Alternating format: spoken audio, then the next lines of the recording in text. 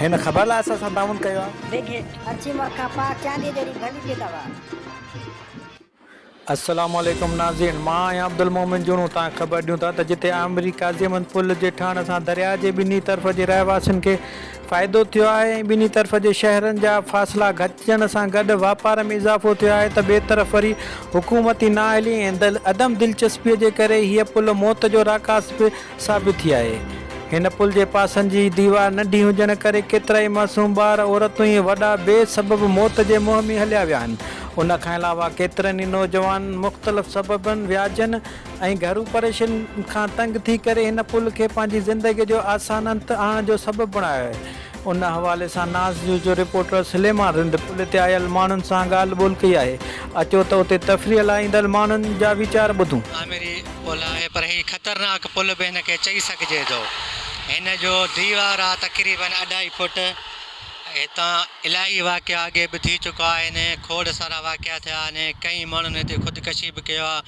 हिते काज़ीमंद में को बि अहिड़ो तफ़रीह जो बाग़ कोन्हे को, उन जे करे माण्हू हितां जो रुख था कनि। हिते हिन दीवार खे गवर्नमेंट खे घुरिजे त हिन खे गिरल लॻाए।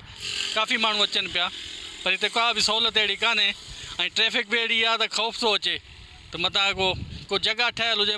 सिर्फ़ु बैरिया टाउन आहे थोरो घणो, बाक़ी दरिया त कोई अहिड़ो नज़ारो कोन्हे जो माण्हू हुते को वेही सुकून सां फैमिली सां गॾु माण्हू अचे। हाणे हिते फैमिली सां गॾु माण्हू बीह त कोन थो सघे न रोड जे मथां।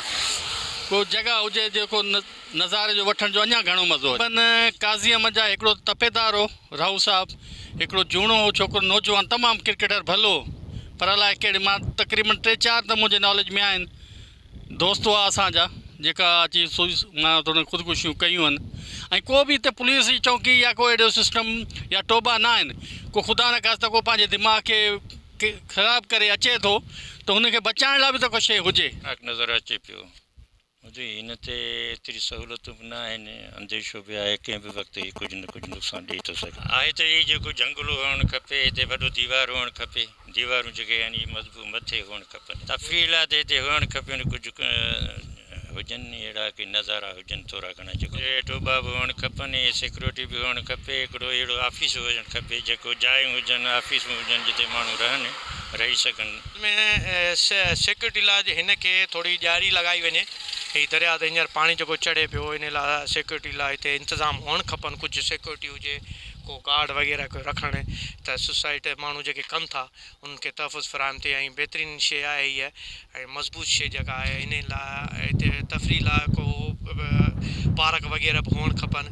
ऐं हिते फस्ट क्लास माण्हू अचनि था, खोड़ माण्हू सारा अचनि था। हिते का बि तफ़रीह का कोन्हे, का काज़ीमंद खां वठी सेवण ताईं हलिया वञो, सन हलिया वञो, हैदराबाद का कान्हे का।